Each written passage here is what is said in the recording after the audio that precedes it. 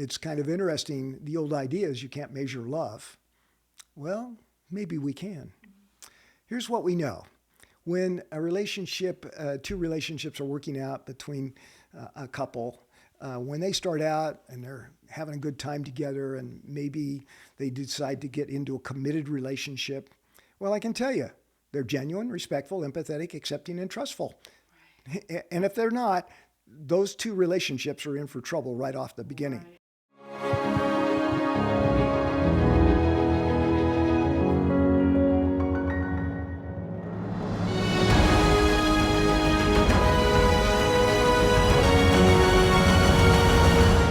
Welcome back. We have Dr. Gray Otis with us, and we're going to be diving into great relationships and how all of this comes together. So first question starting off is, how can building relationships enrich our positive core beliefs?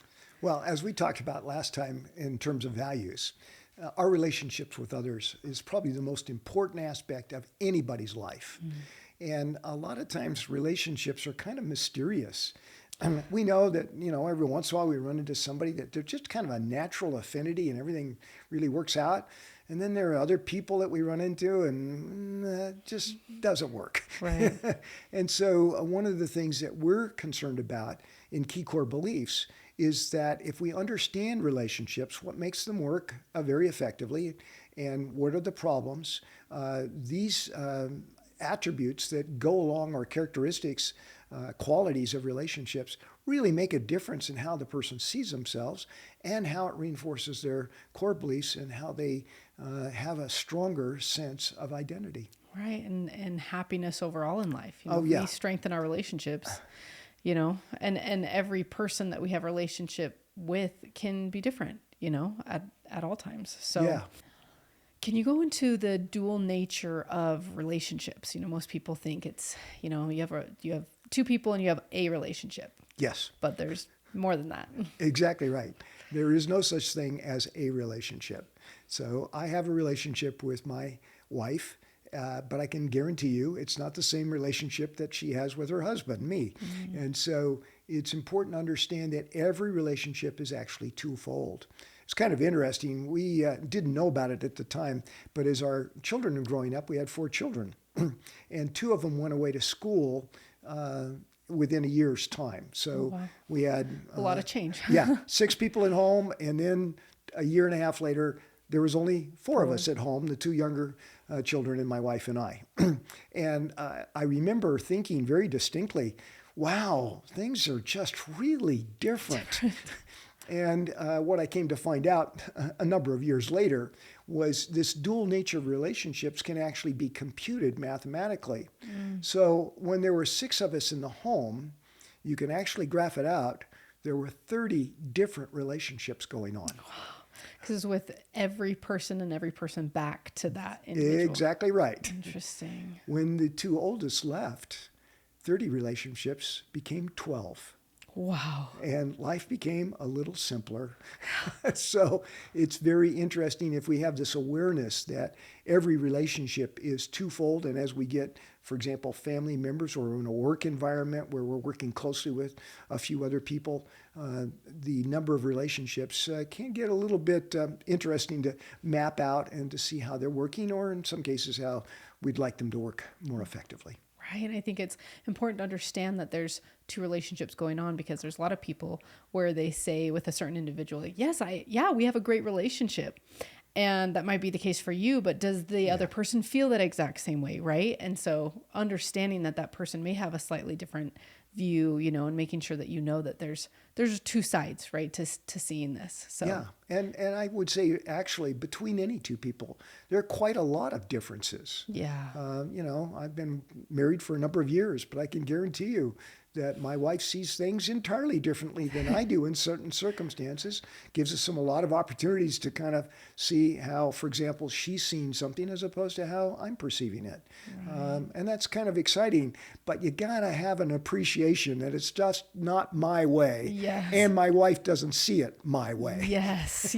Understanding that is really important. So can you go into the 5 qualities of great relationships? Yeah. This is one of my favorite subject matters. And it came about because I've enjoyed doing couples counseling. It's a real challenge. And as I would meet with couples, and particularly ones that were having some real challenges in their relationship with each other, I would hear things like, well, I just don't love her anymore. Or I don't know if I ever loved him, but I've for sure fallen out of love. Well, to me, love is kind of a gushy word. You know, it can mean anything, like I love my car. Yeah. I love fishing, those kind of things. Right. There really is. And in other languages, I believe it's in the Greek language, where that for the term love, there's actually 4 different actual, not definitions, but actual terms for the word love. And here in the English language, we just loop it all together. Yeah, and even those 4 terms in the Greek language, and we won't go through them, but talk about different types of relationships with different people, like brotherly love, as opposed to love that's much more romantically oriented. Yes. So, but even there, they're talking about people. We're not talking about my favorite car. Yeah, true. So I got me curious as to what makes a relationship really work. And over time, we developed what we refer to as an acronym, GREAT Relationships. I love all of your acronyms. I love it. So very briefly, the 5 letters of GREAT stand for being genuine, respectful, empathetic, accepting, and trustful. And it's kind of fun to see how those characteristics are so important.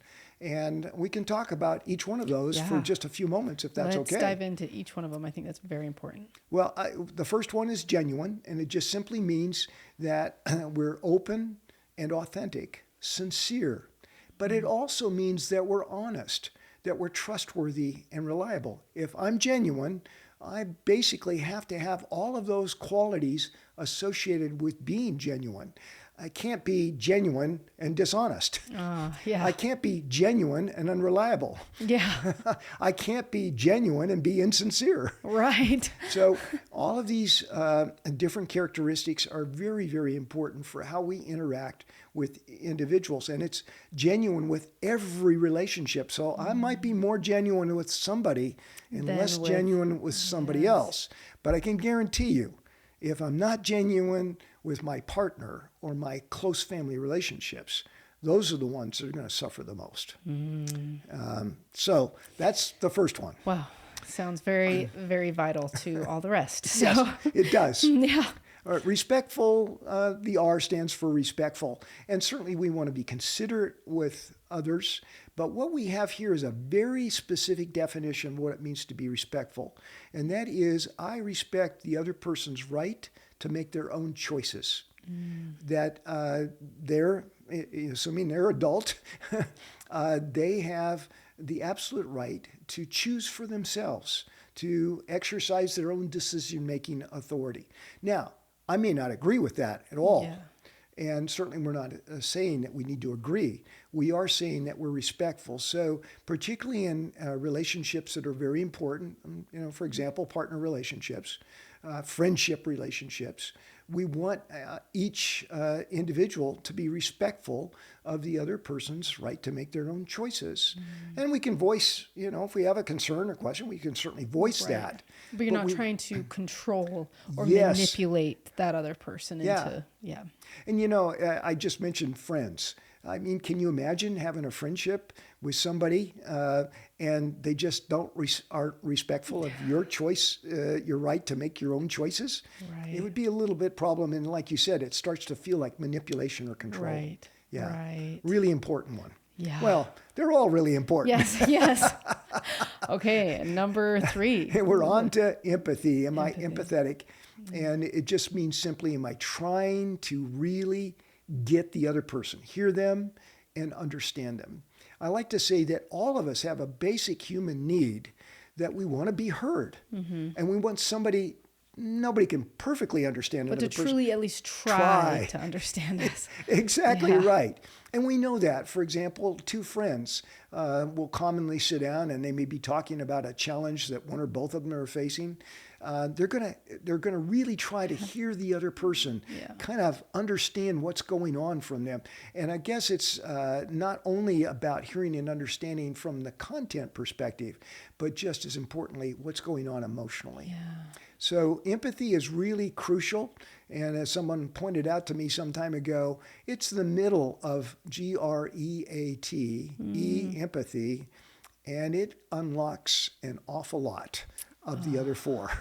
So it's kind of interesting to really make sure that we ask ourselves in any relationship that we have, how empathetic am I? How am I really trying to understand and be there with that person? Yes, and that can be really hard in situations that have a lot of conflict, to really try to empathize with the other person's point of view or how things happen for them. And yeah, it takes a lot of skill to truly, I think most people, it's like, oh yeah, like, you know, it can just be like a default, you know, that you have. But I've realized the amount of effort you put into it, you get great rewards in that specific one. And it can change any relationship with how willing you are to be truly and genuinely empathetic with another person. And I think a lot of people have a question, well, how do I do that? Yeah. And one of the ways to do that is to ask gentle questions. I heard you say this, Aurora. Did I get that right? Or this is what I got from your comments, but maybe I'm missing something here. Help me kind of fill in and better understand it. Yes. And that does two things. It affirms to the other person that we really are trying to hear. Right. And then it's giving the other person an opportunity to come back to it. Yeah. And we know that any argument, if one person practices empathetic consideration for the other in just 3 or 4 exchanges, help me understand. Oh, I didn't get that. I apologize, but help me get a better perspective of where you're coming from. If we can practice that 4 or 5 times, the argument heat comes down. Yeah.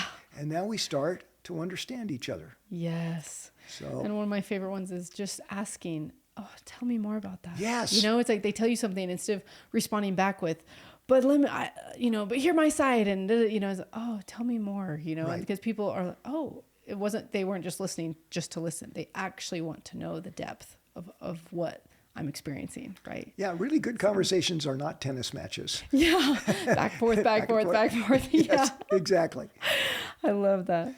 Okay, so let's jump into number 4. Which is accepting others as they are. This idea of accepting others just simply means that we all are where we are at this moment in time. And we don't have to agree with that's a good place for the other person to be, but we can be accepting of them without judgment, without conditions, without them having to jump through our hoops, and the big one, without imposing our expectations on them. Interesting. So if we're really engaged in friendship, for example, we want that friendship to be very accepting, that I don't have to necessarily agree with you as my friend, but I really am going to accept that this is where you are, and I'm not going to pass my judgments on you, and I'm certainly not going to impose my expectations. And I feel a lot of times we use this concept of expectation. We throw that term expecting and expectation around a lot. And really if I have an expectation of somebody else, I'm basically saying, I really think this is what you ought to do. And probably this is how you ought to do it. Right. And maybe this is when you ought to do it. It makes for a lot of complication in relationships. It really does. And it starts to feel, and a lot of times when there's multiple expectations, that it is kind of feels controlling. And I don't think it's necessarily intended to be manipulating. Right. But for example, parents that have an awful lot of expectations of their children, their children start to feel pretty powerless under accused, guilty, rejected, unlovable, and powerless. And they just don't feel good. And when they get old enough, they'll either rebel or they get out of Dodge and go do their own thing. Right. And so, again, accepting, we don't have to agree, and we certainly can provide appropriate, constructive comments and feedback. But to be honest with you, most of us don't even like constructive criticism. Yeah. In fact, we don't like criticism in any way, shape, or form. Right. But we do appreciate feedback that's gentle, accurate, and more conversational. And out of love. Yeah. You know, and I feel like when someone knows that you're doing it genuinely out of love, they want, you know, they're so much more open to that change instead of, hey, you need to fix this, you know, hey, here's the risk I see in this behavior, and I'm concerned about it because I love you so much, because you know, you can say it in ways that people, it's not that criticism, right? Yes, exactly. Yeah. And I think this is why accepting is such a crucial thing, particularly in couples relationships, that they're accepting of each other without necessarily agreeing with each other, but without imposing their expectations or the hoops for the other person to jump through. Right. And I see a lot of risks, and some people ready to jump into a relationship, and they'll say, yeah, you know, I see these concerns, but they'll change. I know they'll change. And it's like, even that is an expectation, right? It's like, Yes, you it shouldn't is. just be expecting that, oh yeah, once you're in a relationship, of course that person will change for you, or that, you know, it's meet them where they're at. And are you okay if they don't change? You know? Yeah. Yeah. I remember a conversation with two people in a checkout stand, two women, one talking about the other one getting married and saying, why are you married that guy? There's some real problems there. And the other person replied, yes, but there's so much that I've got to work with. There you go. There you go. I don't want to be in that relationship. Yeah. It's like, okay, well, how many things is she trying to, you know, Yeah. to change? Yeah. I heard from a PhD once, he said, if you want to have a higher marital satisfaction, have lower marital expectations. It was Exactly. that was like the key to higher marital happiness, was lower marital expectations. And to be honest with you, I'm not sure we need any expectations of our partners or our friends. I mean, really, even if it was a friendship, if one person had expectations of the other, it just wouldn't work as smoothly. Now, can you explain? I mean, I understand in that regard, but as far as expectations of, I am going to expect that they treat me with respect, Yes. right? And things, it's okay to have things like that, you know, but you're talking more, you know, you see these couples and it's, oh, and he leaves his dirty socks or whatever. And there's some things where it's like, pick what really matters to you, you know, because there's so many things that just really don't matter. Well, yeah, and we have to. I would just reframe that to, certainly we all have desires, we all have wants, we all have things that we would like, okay, Right. and we ought to be able to express that, and particularly in terms of being mutually supportive. So if Right. the dirty clothes are left all over the floor by one or the other, and it's usually the guy, the wife certainly can have a discussion about that, Right. and hopefully come to some reasonable understanding, because that's important to her. Yeah. And probably important for both of them to some degree. But that's not imposing her expectation, or for that matter, his expectation on her. So that's really valuable. All right. So it's in the way that you can go about it. That Yes. is so important. Okay. Yeah. And then the very, very last. Fifth out of fifth is to be trustful. And most people confuse that with trusting. But if a person is genuine, we have a relationship going back and forth between the two individuals of trust. Trustful means a specific thing, that we are trustful that the other person is good-hearted and well-intentioned. Now, they don't always act that way, probably because nobody's perfect. we're I know I don't, okay? Right. But they genuinely have your best interest in mind. Yeah, and they kind of looking and seeing the best in others, because we know that that other person has a good heart. And yeah, sometimes they do some things that kind of messed up, okay? But they're still well-intentioned, and they want to do good things and accomplish things in a positive way. So to reiterate, we can ask these things as questions. And I'm not here to have somebody say, well, Gray, you need to get your wife lined up with these. It's more for Gray to understand, how can I be more genuine? What can I do to be more respectful and allow people to making their own choices? How can I strive to be more understanding under empathy to really kind of get the other person? Yes. How can I be more accepting and less judgmental? Right. And how can I be really trustful that the other person is coming from a place of good intentions and that they're heartfelt, generally speaking, even though sometimes it doesn't work out because we're not 100% perfect. Yeah. Wow. So when you see these in relationships, can you not calculate, but quantify almost how relationships are going based on how each party is acting in these 5 regards? Yeah, it's kind of interesting. The old idea is you can't measure love. Well, maybe we can. Here's what we know. When a relationship, 2 relationships are working out between a couple, when they start out and they're having a good time together and maybe they decide to get into a committed relationship, well, I can tell you, they're genuine, respectful, empathetic, accepting, and trustful. Right. And if they're not, those 2 relationships are in for trouble right off the beginning. Right. But most of the time, we don't get involved in a friendship, let alone a committed relationship. Unless those are there. Yeah. The problem is they sometimes slide. And if one of them starts to go down, so for example, if I can't be reliable myself, first off, it's affecting my own core beliefs. But the other person is picking up on that. And sooner or later, that starts to create problems. Because if I'm not genuine in terms of being reliable and dependable, then the question starts to become, well, how heartfelt and good intention am I? Yeah. So it has a tendency to pull these things down. So what we do is we ask the question of each of us as individuals on a scale of 0 to 10 in this particular relationship with this particular person, how genuine are you? And if it's down at about 2 or 3 or 4, then it's not going to work. Yeah.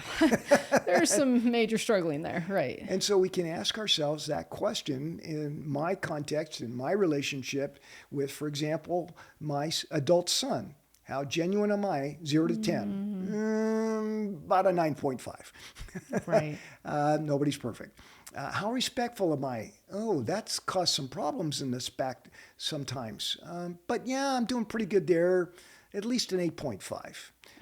How am I empathy? Am I trying to really understand my son? Do a pretty good job there, but probably pretty close to a 9. How accepting am I without judgment of him? And that one has a little bit of a tough one. So now it's maybe down at an 8. And then how am I trustful that he's good-hearted and well-intentioned? Oh, that's really close to a 10. I know my son. I know what kind of a person he is. Well, you can see that there's kind of an average there, somewhere hovering between an 8.5 and a 9.5. And that's where we see very effective relationships. Is that anything over a 9 or anything over an 8? We're looking for anything 7.5 higher, but an average somewhere hovering between an 8.5 and a 9.5. Okay. And you can actually measure this out on the scale. In our book, Key Core Beliefs, there are actually scales for 2 individuals in the relationship. Now, a lot of times I'm working with individuals, but it's kind of interesting. I'll ask those questions of them in a given relationship. And I usually start out with somebody that they really have a wonderful relationship. Maybe it's an older sister, or maybe it's a grandpa, or whatever. Right. And, you know, those scores for the individual as they relate to that person usually hover right around a 9, okay? And then I ask the question, well, your grandfather's not here right now, but let's do a best guess. Where do you think he was in terms of his relationship with you? With you. How would he see you in all of these? Yeah. And in that context, again, it usually shows up at a 9 or even higher on an average across the 5 variables. Okay, so you don't generally see someone with super high in the same relationship and another person that has really low. No, because those someone relationships else don't work. They don't last. And then they go away and they Yeah. don't last. Yeah. Exactly correct. And as we look at people going through breakups, divorces, what we're seeing is one or more, and usually one starts and the other 5 attributes start to slide down. And then they get down into the 3, 4, or 5 range, and that relationship is no longer working. Now, the really good news is if you understand it, you can kind of assess yourself. And I always like to say it only takes one person to make a difference. So if my relationship is kind of on the rocks with somebody that I feel is very important to me, and I kind of say, well, Gray, you could do something more, particularly in terms of being more empathetic, perhaps being more genuine, being more accepting, less judgmental. If I work on my relationship with that person, I've got a 100% guarantee. And that is, I always give a money back guarantee on this, that if I improve myself in those characteristics and become more consistent, not only with that person, but with others, the 100% guarantee is I can't help but feel better about who I am. Now, there's another guarantee, but it's down at about the 70 to 80% range. Okay. And that just simply says, if I'm consistently working to be myself, genuine, respectful, empathetic, accepting, and trustful with that other person, Okay. about 70 to 80% of the time, the other person can't help but positively respond to that. If they see it and see it consistently in the other person, then they're going to come to a better place. You start trusting. You and start, yes, exactly. And so, for example, if I'm in an anger kind of mode, I'm not ingenuine because the person can't be reliable. But if I really work on being less angry or less whatever, and it starts to really make a payoff for me, I'm going to feel better about me, and it's going to reinforce my key core beliefs. And the other person, if they see that consistently over time, they can't help but positively respond to that. And I think that's such a powerful message, because there's a lot of people that that genuinely believe, nope, it takes two to tango. If you don't have both people putting in, all this effort, and it's like, but to really change a relationship, I have heard this and I have studied this, where it really can be one person that can change the entire dynamic of that relationship. Yeah. So, and ultimately, it does take two to tango. But yes. If you know about the tango dance, both partners are dancing individually much of the dance routine. Yeah, that's true.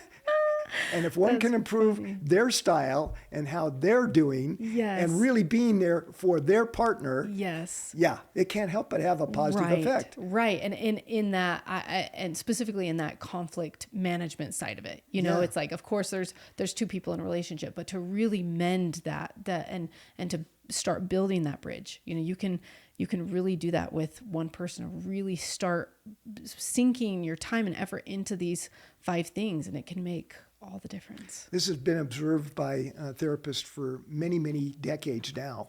And this is so important because it's one of the reasons why I never give up on a couple. They have to give up on themselves.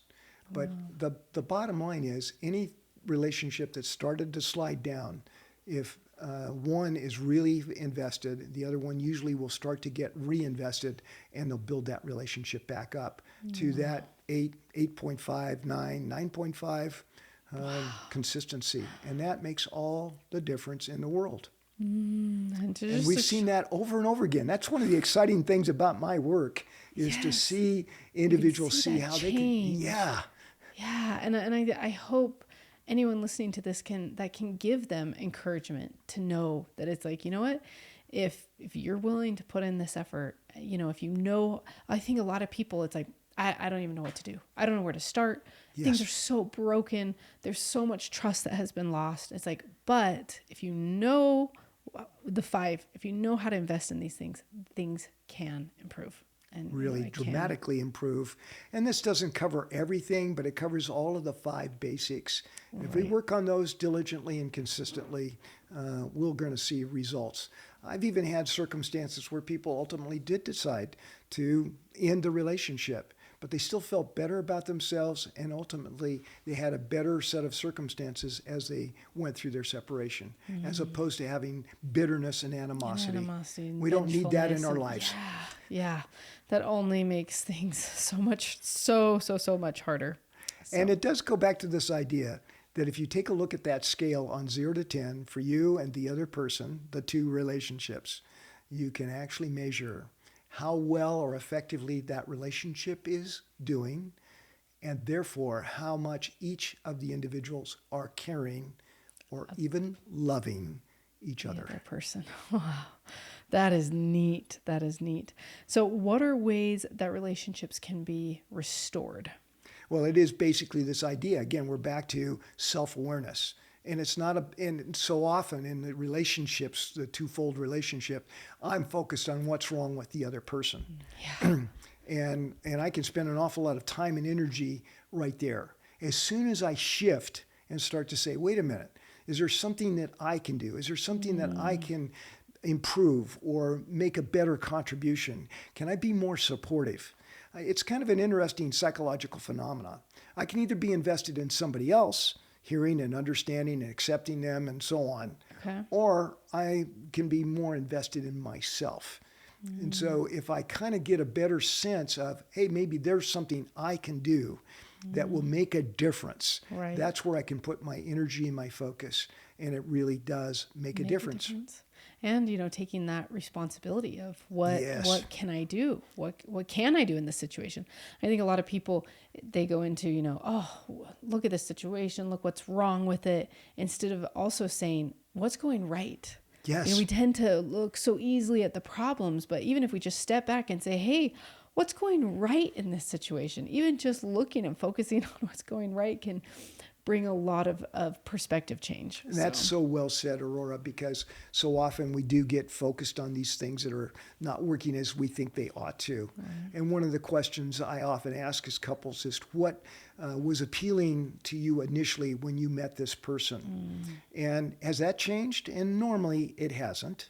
And then we start to focus on those positive things that were attractive qualities to us, and why we invested our time and energy and our emotions into this other person in the first place. And it's true for friendships, it's true for work relationships, it's true for parent-child relationships, and it's certainly true for committed partner relationships. Yes. Wow.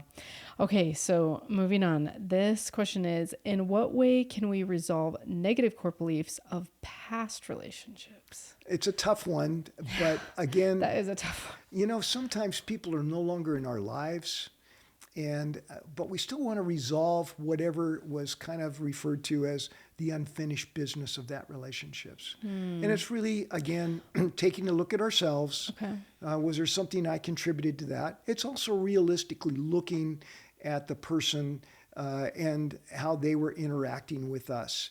Some relationships, as we talk in the next section in the book, just are not going to work.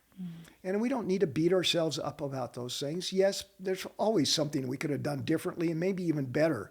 But again, we're going to interact with some people and it's just not going to be effective. It's normally because either me or the other person is dealing with a lot of fear in their life. Sometimes it's both of us. Interesting. That's what it comes down to. Yeah, it really does come down to fear. If I can't be trustworthy with somebody and be reliable, well, there's something there about... That's internal. Yeah, exactly right. Now, by the way, I think we need to emphasize the opposite, of course, which is the positive. And that is each of the great attributes are positive core beliefs. I am genuine. Yes. I am respectful. I am empathetic, and so on. Right. And not only that, but boy, talk about real dividends. If I'm genuine, I'm also feeding a number of other core beliefs. I'm reliable. Right. I am trustworthy.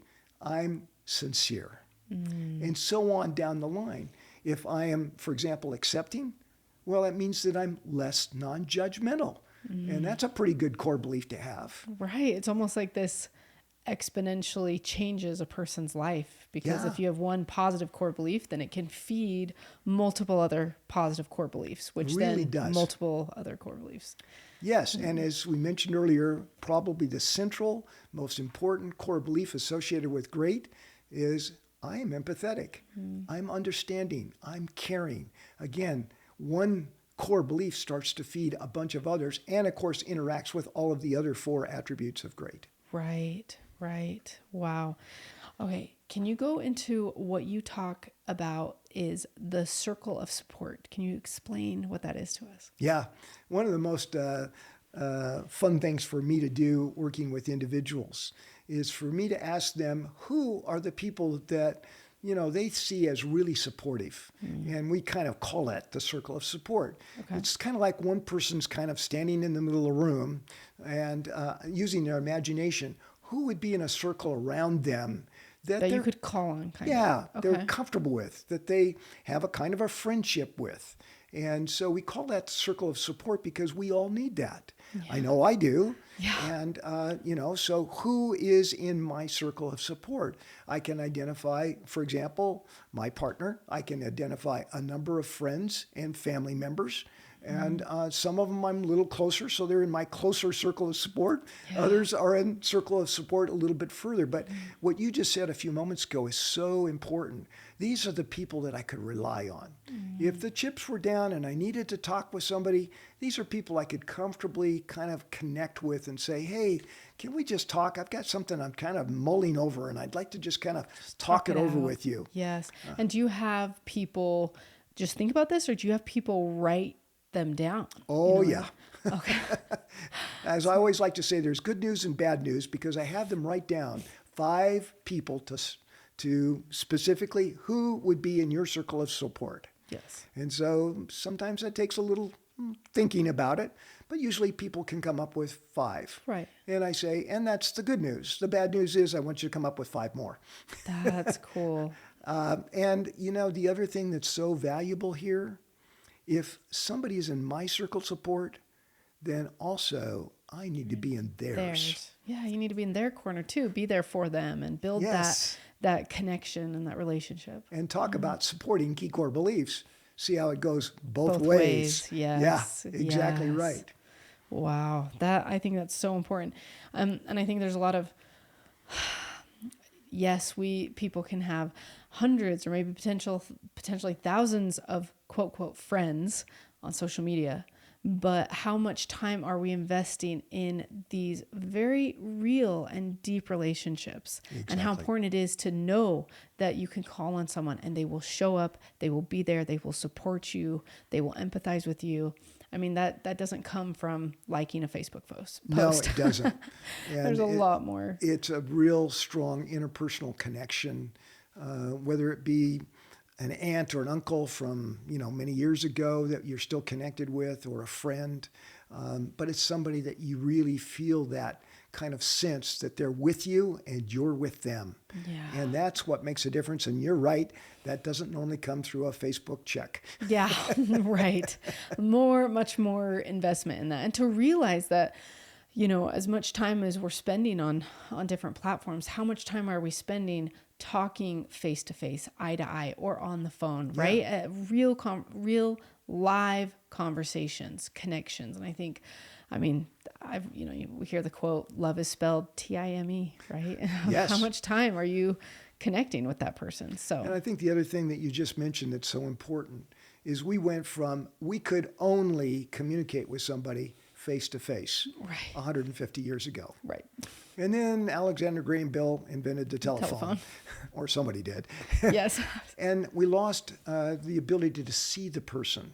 So now we lost all of those nonverbal cues, which is a big part of communication. Right. And then somebody invented the internet, and next came texting. Right. Then you're missing the voice inflections and how their face is changing and their body language. And yeah. And so going back to what you said, to the degree that we can invest some time in some real telephone conversations, or maybe even a video link, or best of all, face to face. Face to face. Let's sit down and chat. Yes. Okay, can you jump into Daniel's relationship for us? Yes. This is one of my favorite stories, and I actually knew Daniel, not his name, of course. I worked in drug and alcohol recovery. Daniel started out his life having everything just going smoothly. Mm-hmm. And he had a wonderful companion, and they had some lovely children. But Daniel got involved because of past traumatic experiences, coping with that stuff and not knowing that he was using alcohol to do the coping. Oh. And the alcohol got worse and worse, and so much so that eventually he was there's a functional alcoholic, but there's the dysfunctional alcoholic. So this wasn't just a small, and this went on for years, eventually lost his job. Eventually his wife could no longer tolerate it because he was not a happy person when he was drinking. He was angry. So she left him. The children disavowed their relationship with their father. Wow. And he was left on his own with his bottle. And that was the way his life went for over 25 years. Wow. Fortunately, he was associated with somebody that as a friend had kind of stuck with him. And he talked to him one day about the 12-step group, or Alcoholics Anonymous. And Daniel got involved with that to some degree. And he started to go to the meetings. And the more he went, the more involved he became. Because he found people that were there that were really, well, acting in great ways. They were genuine and sincere. They were respectful of him. They were trying to overcome these, right? Well, these are people that had overcome and we're still working on it. Okay. So he could see this. He could see it. He could see it from all different perspectives. And so this idea that they were genuine, respectful, empathetic with him, trying to understand him, accepting of him, not trying to judge him. Right. It was the first time in his life, for his adult life, that he had had these kinds of experiences. And they were trustful that he was a good-hearted guy deep down. He didn't trust that, but they did. Other people were believing in him. Yeah. And in the course of that, one of the individuals said, Daniel, there's probably something here that's underneath all of this. And it might be really worthwhile for you to consider seeing a therapist that could help you unravel that. And he did. And he did find out that traumatic experiences as a teenager were the major contributing factors to how come he got to the point that he was coping with this stuff that hadn't been resolved with alcohol. And once he was able to see that, he started to see himself in an entirely different light. And he started to not only participate in these meetings and really be involved in them, but he also started to see that he had a part to play in helping other people that were just coming into the group. Yes, just like how they did for him. Yeah. And so over the course of not too long, about 5 months, Daniel came to a whole different sense of who he was. Wow. And over a little bit longer period of time, as he still was interacting with his former wife, she started to notice the differences. And others started to notice the differences. And ultimately, he started to have those relationships repaired. Now, they didn't get remarried. And, things didn't go just perfectly well every day. Right. But Daniel was seeing himself in an entirely different light. And ultimately, his children started to see him differently. And again, as you said earlier, were able to trust him more. And those relationships became repaired. He got a job and got his life back together, and then became kind of really almost devoted to helping others. He was so enthusiastic about, hey, if I can deal with this stuff after 25 years, anybody can. And so it made all the difference in his life in terms of how he saw himself. And he had a circle of support and became a part of many others in their support, his support for them. Wow. And especially that it was his, like you said, his one friend stuck through with him and encouraged him, hey, what about this program? We don't realize the impact that we can have on other people's lives. Yes. Just have one friend that still is there for you, that meets you where you're at and is still willing to be there and help you not stay where you are, but help you rise a little higher, and it seems like that friend was willing to do that. With encouragement and caring, and it makes all the difference in the world. Like you said, sticking with him and trusting that Daniel had some really wonderful qualities. He always did. He was a kind of the life of the party in some respects. But to see him come out of that cloud of alcohol and the unresolved trauma, which was even more important, allowed him to be a truly great individual that almost everybody responded to. In fact, I didn't know anybody that didn't. Wow. That transformation is so important, especially when you see people and they feel totally hopeless. Where it's like, I will never be able to change. I will never get out of this. My life is completely ruined. I mean, you said this gentleman, it was 25 years of this. Yeah. And he turned it around. He got the help he needed. He changed his key core beliefs and he became a different individual. I mean, that's powerful right there. Makes all the difference. Right. So how does our health, how is our health affected by relationships of these, good relationships? Well, we talked about core-related health in the beginning and what we refer to as total heart health physically, emotionally, our mental awareness, our relationships, and our transcendence. And as we also noted, that symbol shows how each of them impact on others. And the more that we have in the context of our relationships with others that really are great relationships, we can't help but have better health. And it affects our emotions in a very positive way, obviously. And we even think more clearly. And we're much more open to having inspiring, transcendent, uplifting experiences. So just like all of the other characteristics, they all interact, are all mutually supportive, and all contribute to positive core beliefs, as well as how we see ourselves, our self-belief identity. Wow. Well, this has been amazing.